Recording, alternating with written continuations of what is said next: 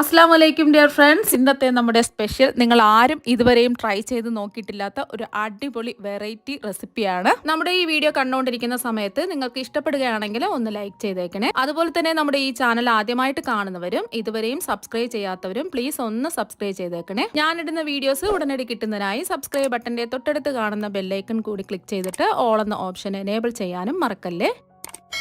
ഇന്നത്തെ നമ്മുടെ റെസിപ്പി എന്ന് പറയുന്നത് അയല മീൻ വെച്ചിട്ട് വളരെ എളുപ്പത്തിൽ ചെയ്തെടുക്കാൻ പറ്റിയ ഒരു സ്പെഷ്യൽ റെസിപ്പിയാണ്. അതിന് വേണ്ടിയിട്ട് ഞാനിവിടെ മീഡിയം സൈസ് 3 അയല മീനാണ് എടുത്തിട്ടുള്ളത്. ഇനി ഈ മീൻ കട്ട് ചെയ്ത് നല്ലോണം കഴുകി വൃത്തിയാക്കി എടുക്കാം. ഈ കട്ട് ചെയ്ത് വൃത്തിയാക്കിയതിന് ശേഷം ഉപ്പൊക്കെ ഇട്ട് നല്ലോണം കഴുകി വൃത്തിയാക്കി എടുത്തിട്ടുണ്ട്. ഇനി ഒരു കടായിലേക്ക് 1/2 കപ്പ് പുളിവെള്ളം ഒഴിച്ചു കൊടുക്കുക. ഞാനിപ്പോൾ ചെറിയൊരു നെല്ലിക്ക വലിപ്പത്തിലുള്ള പുളി ഒരു 10 മിനിറ്റ് വെള്ളത്തിലിട്ട് കുതിർത്തെടുത്തിട്ടുള്ളതാണ്. 1/2 കപ്പ് വെള്ളത്തിലിട്ട് കുതിർത്ത് നല്ലോണം ഒന്ന് പിഴിഞ്ഞ് അരിച്ചെടുത്തിട്ടുള്ളതാണ് 1/2 കപ്പ് പുളിവെള്ളം. ഇനി ഇതിലേക്ക് ഒരു 1/4 ടീസ്പൂൺ ഉപ്പിട്ട് കൊടുക്കുക. അതുപോലെ തന്നെ ഒരു 1/4 ടീസ്പൂൺ കുരുമുളക് പൊടിയും കൂടി ഇട്ട് കൊടുക്കുക. കുരുമുളക് വേണമെന്നുണ്ടെങ്കിൽ ചതച്ച് വേണമെങ്കിലും ഒരു 1/4 ടീസ്പൂൺ ഇട്ട് കൊടുക്കാവുന്നതാണ്. കുരുമുളക് ഉണ്ടെങ്കിൽ ഇടികല്ലിൽ വെച്ച് ഒന്ന് ചതച്ച് ഇട്ട് കൊടുത്താലും മതി, ഒരു 1/4 ടീസ്പൂൺ. ഇനി ഇതിലേക്ക് ഒരു 1/4 ടീസ്പൂൺ മഞ്ഞൾപ്പൊടിയും കൂടി ഇട്ട് കൊടുക്കാം. ഒന്ന് ഇളക്കി കൊടുക്കാം.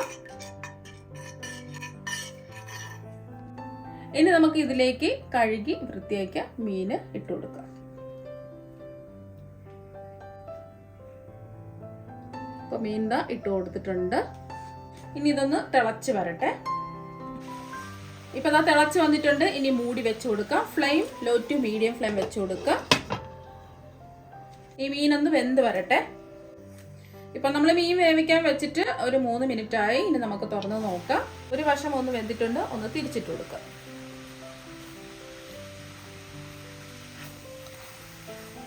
ഈ വശം ഒന്ന് വെന്ത് വരട്ടെ. Flame low to medium flame തന്നെ വെച്ച് കൊടുക്കുക.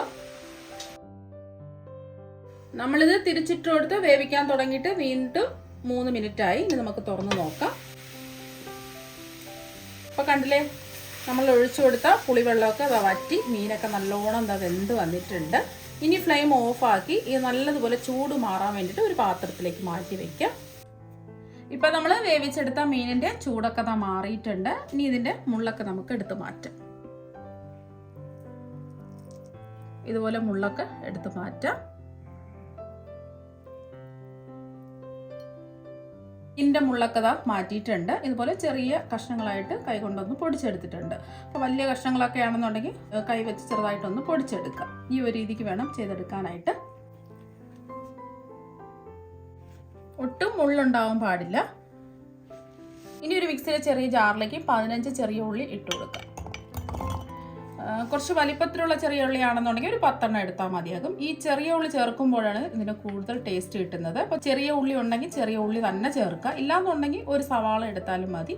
സവാള എടുക്കുമ്പോൾ ഇതുപോലെ ചതച്ചെടുക്കേണ്ട ആവശ്യമില്ല, ചെറുതായിട്ടൊന്ന് കട്ട് ചെയ്തെടുത്താൽ മതിയാകും. ഇനി ഇതിലേക്ക് 3 പച്ചമുളകാണ് ഇട്ട് കൊടുക്കുന്നത്. ഇത് അത്യാവശ്യം എരിവുണ്ട്. എരിവ് ഇത്രയും വേണ്ടാന്നുണ്ടെങ്കിൽ 2 എണ്ണം എടുത്താൽ മതിയാകും. എരിവ് കുറച്ച് വേണമെന്നുണ്ടെങ്കിൽ മാത്രം 3 പച്ചമുളക് എടുക്കുക. ഇനി ഇതിലേക്ക് 2 ഇഞ്ച് വലുപ്പത്തിലുള്ള ഇഞ്ചി ഇതുപോലെ പെട്ടെന്നൊന്ന് ചതച്ചെടുക്കുന്നതിന് വേണ്ടിയിട്ട് നീളത്തിൽ കട്ട് ചെയ്തെടുത്തതാണ്.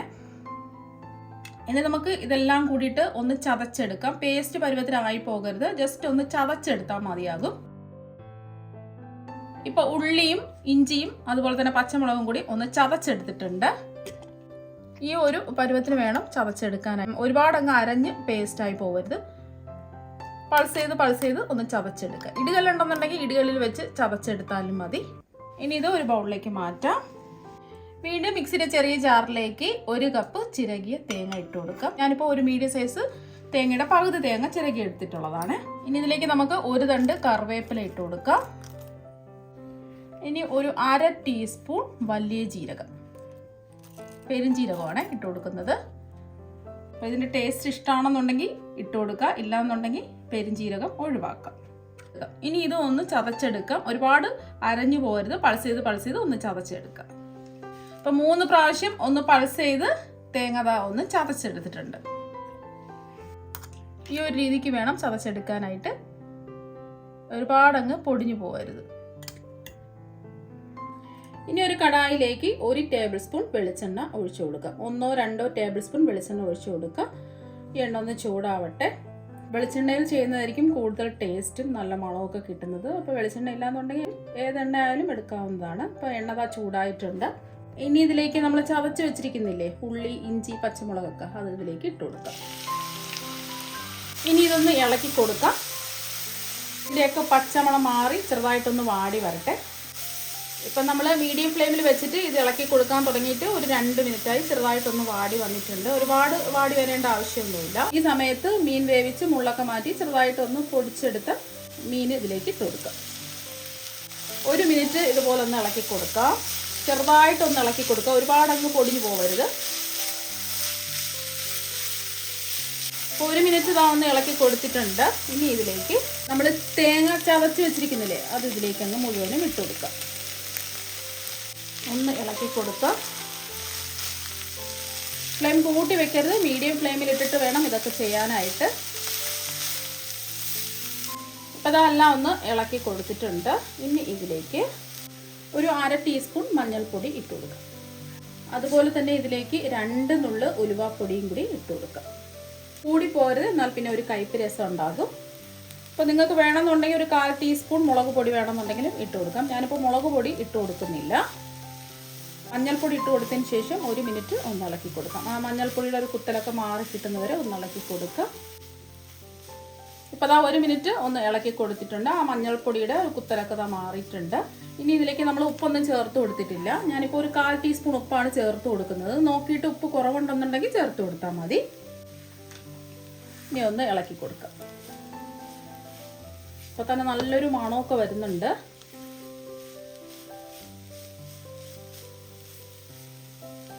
ഇപ്പോൾ ഇതാ എല്ലാം ഒന്ന് യോജിപ്പിച്ചെടുത്തിട്ടുണ്ട്. ഉപ്പ് ചേർത്ത് കൊടുക്കുമ്പോൾ നമ്മൾ മീനിൽ ഉപ്പിട്ടിട്ടാണ് വേവിച്ചിട്ടുള്ളത്. അപ്പോൾ നോക്കിയിട്ട് ഉപ്പ് ചേർത്ത് കൊടുക്കുക. ഉപ്പ് കുറവാണെന്നുണ്ടെങ്കിൽ ചേർത്ത് കൊടുത്താൽ മതി. അപ്പോൾ അതെല്ലാം ഒന്ന് യോജിപ്പിച്ചെടുത്തിട്ടുണ്ട്. ഇത്രയും മതി.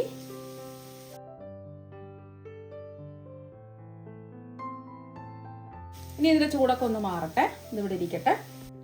ഇനി ഒരു ബൗളിലേക്ക് 250 ml കപ്പിന് 1 കപ്പ് പുട്ടുപൊടി ഇട്ട് കൊടുക്കാം. ഞാനിപ്പോൾ ചെറിയ തരികളോട് കൂടിയ പുട്ടുപൊടിയാണ് എടുത്തിട്ടുള്ളത്. നമ്മൾ വീട്ടിലൊക്കെ വറുത്ത തരിയൊന്നുമില്ലാത്ത പുട്ടുപൊടിയാണെന്നുണ്ടെങ്കിൽ അതെടുത്താലും മതി.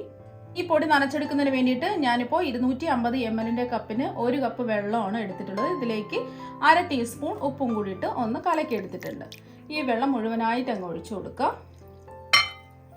ഞാൻ എടുത്തിട്ടുള്ള പുട്ടുപൊടിക്ക് 1 കപ്പ് പുട്ടുപൊടിക്ക് 1 കപ്പ് വെള്ളമാണ് കണക്ക്. ഒന്ന് ഇങ്ങനെ ഇരിക്കട്ടെ, കുറച്ച് സമയം ഇങ്ങനെ തന്നെ ഇരിക്കട്ടെ. മൂടി വെച്ച് കൊടുക്കുക. നമ്മൾ പുട്ടുപൊടിയിൽ വെള്ളം ഒഴിച്ചു കൊടുത്തിട്ട് ഒരു 3 മിനിറ്റ് ഇതാ കഴിഞ്ഞിട്ടുണ്ട്. ഇപ്പോൾ കണ്ടില്ലേ, വെള്ളമെല്ലാം പിടിച്ച് ഇതാ കിട്ടിയിട്ടുണ്ട്.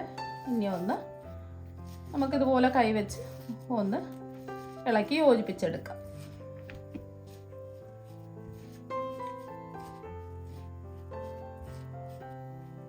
കുറച്ച് നനഞ്ഞാണ് ഇരിക്കുന്നത്. ഇത് ഒരു 1/2 മണിക്കൂറെങ്കിലും നമുക്ക് റെസ്റ്റ് ചെയ്യാൻ വെക്കണം. എന്നാൽ മാത്രമേ നല്ല സോഫ്റ്റ് ആയിട്ടുള്ള പുട്ട് നമുക്ക് കിട്ടുള്ളൂ. അപ്പോൾ നിങ്ങൾക്ക് വേണമെന്നുണ്ടെങ്കിൽ ഈ പുട്ടുപൊടി പെട്ടെന്ന് എളുപ്പത്തിന് ചെയ്യാൻ വേണ്ടിയിട്ട് നമുക്ക് സ്കൂളിലൊക്കെ കുട്ടികളെ വിടുന്ന സമയത്ത് എളുപ്പത്തിന് വേണ്ടിയിട്ട് തലേ ദിവസം നമുക്ക് ഫ്രിഡ്ജിൽ നനച്ചിട്ട് ഇതുപോലെ വെച്ചിട്ട് രാവിലെ എടുത്ത് പുട്ടുണ്ടാക്കിയാലും മതിയാവും. ഇപ്പോൾ ഇതാ എല്ലാം ഒന്ന് ഉടച്ച് ഇട്ട് കൊടുത്തിട്ടുണ്ട്. ചെറിയ ചെറിയ കട്ടകളുണ്ട്. കുറച്ച് സമയം കൂടെ വെക്കുമ്പോൾ ഈ പൊടിയെല്ലാം ഒന്ന് ഡ്രൈ ആയി നല്ലോണം സെറ്റായി കിട്ടും. പുട്ടിൻ്റെ മാവ് നനച്ച് വെച്ചിട്ട് ഒരു 1/2 മണിക്കൂറായി. ഇപ്പോൾ കണ്ടില്ലേ, മാവെല്ലാം നല്ലോണം സോഫ്റ്റായിട്ട് ഇതാക്കി കിട്ടിയിട്ടുണ്ട്. കൈ വെച്ച് ഒന്നുകൂടി ഒന്ന് ഇതുപോലെ ആക്കിയെടുക്കുക. കട്ടകളൊക്കെ ഉണ്ടെന്നുണ്ടെങ്കിൽ ഉടച്ചിട്ട് കൊടുക്കുക. അതുപോലെ തന്നെ നമ്മൾ എടുക്കുന്ന ഓരോ പുട്ടുപൊടിക്കും വെള്ളത്തിൻ്റെ അളവിന് വ്യത്യാസം ഉണ്ടാവും. ഞാനെടുത്ത 1 കപ്പ് പുട്ടുപൊടിക്ക് 1 കപ്പ് വെള്ളത്തിൻ്റെ ആവശ്യം വന്നിട്ടുള്ളത്. അപ്പോൾ നിങ്ങൾ എടുക്കുമ്പോൾ കുറച്ച് വെള്ളം ഒഴിച്ച് ഇതുപോലെ ഒന്ന് നനച്ച് നോക്കുക. ഓരോ പുട്ടുപൊടിക്കും അനുസരിച്ച് വെള്ളത്തിൻ്റെ അളവ് വ്യത്യാസം ഉണ്ടാവും. കട്ടകളെല്ലാം ഒന്ന് ഉടച്ച് ഇതാ റെഡിയാക്കി എടുത്തിട്ടുണ്ട്. ഞാനിപ്പോൾ ഒരു പുട്ടുകുറ്റി ഇതായി എടുത്തിട്ടുണ്ട്. ഇനി നമ്മൾ മീനിൻ്റെ മസാലയൊക്കെ അതാ ചൂട് മാറിയിട്ടുണ്ട്. ഇതിൽ നിന്നും 1 ടേബിൾ സ്പൂൺ മീൻ മസാല ഇതിലേക്ക് ഇട്ട് കൊടുക്കാം. തേങ്ങയ്ക്ക് പകരം നമ്മൾ മീനിൻ്റെ മസാലയാണ് ഇതിലേക്ക് ഇട്ട് കൊടുക്കുന്നത്. ഇനി ഇതിലേക്ക് നമ്മൾ പുട്ടുപൊടി ഇട്ട് കൊടുക്കുകയാണ്. ഇതിൽ നമ്മൾ തേങ്ങ ചേർക്കുന്നില്ല. തേങ്ങയ്ക്ക് പകരം നമ്മൾ ചെയ്ത് വെച്ച മീനിൻ്റെ കൂട്ടാണ് ഇട്ട് കൊടുത്തിട്ടുള്ളത്. ഇനി ഇതിലേക്ക് പുട്ടുപൊടി ഇട്ട് കൊടുക്കാം. അപ്പോൾ വീണ്ടും പുട്ടുപൊടി ഇട്ട് കൊടുത്തിട്ടുണ്ട്. വീണ്ടും മീനിൻ്റെ കൂട്ട് ഇട്ട് കൊടുക്കാം. വീണ്ടും നമുക്കിതിലേക്ക് പുട്ടുപൊടി ഇട്ട് കൊടുക്കാം. നമ്മൾ സാധാരണ പുട്ട് അവിക്കുന്നത് പോലെ തന്നെയാണ്. തേങ്ങയ്ക്ക് പകരം ഈ മീനിൻ്റെ കൂട്ട് വെച്ച് കൊടുക്കുന്നതേ ഉള്ളൂ. വീണ്ടും നമ്മൾ മാവ് നിറച്ചു കൊടുത്തിട്ടുണ്ട്. ഇതിൻ്റെ മുകളിലായിട്ട് മീനിൻ്റെ കൂട്ട് വെച്ച് കൊടുക്കുക.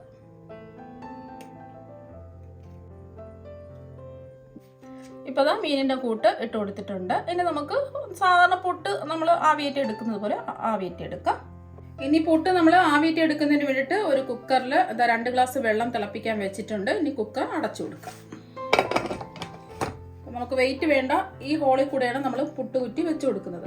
പുട്ട് കലം ഉണ്ടെന്നുണ്ടെങ്കിൽ അതിൽ ചെയ്തെടുത്താലും മതി. ഇപ്പോൾ കുക്കറിൻ്റെ ഈ ഹോളിൽ കൂടെ ആവി വന്നിട്ടുണ്ട്. ഇനി നമുക്ക് പുട്ട് കുറ്റി വെച്ച് കൊടുക്കാം. ഇനി പുട്ട് കുറ്റി ഒന്ന് മൂടി കൊടുക്കാം. മീഡിയം ഫ്ലെയിം വെച്ച് കൊടുക്കാം. പുട്ടൊന്ന് ആവിയേറി വെന്ത് വരട്ടെ. അപ്പം നല്ലോണം ആവി വന്നതിന് ശേഷം ഒരു 3 മിനിറ്റ് കഴിഞ്ഞിട്ടുണ്ട്. ഇപ്പോൾ പുട്ടൊക്കെ നല്ലോണം ആവിയേറി വെന്ത് വന്നിട്ടുണ്ട്. ഇനി ഈ കുക്കറിൽ നിന്ന് പുട്ട് കുറ്റി എടുത്ത് മാറ്റാം. നല്ലൊരു മണമാണ് വരുന്നത്. ഇനി പുട്ടുകുറ്റിയിൽ നിന്നും പുട്ട് ഒരു പാത്രത്തിലേക്ക് മാറ്റാം.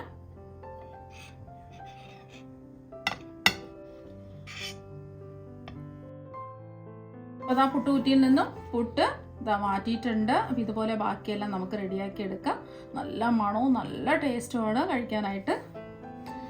അപ്പം നമ്മുടെ മീൻ വെച്ചിട്ടുള്ള പുട്ടൊക്കെ ഇവിടെ റെഡി ആയിട്ടുണ്ട്. അപ്പം മുള്ളില്ലാത്ത ഏത് മീൻ വേണമെങ്കിലും എടുക്കാവുന്നതാണ്. നല്ല അടിപൊളി ടേസ്റ്റാണ് കഴിക്കാനായിട്ട്. അപ്പം നമ്മൾ അയില വെച്ചിട്ടല്ലേ ഇത് ചെയ്തിരിക്കുന്നത്. നല്ല അടിപൊളി ടേസ്റ്റ്, നല്ല മണമാണ്. കുട്ടികൾക്കും മുതിർന്നവർക്കും എല്ലാവർക്കും ഒരുപോലെ ഇഷ്ടമാകും.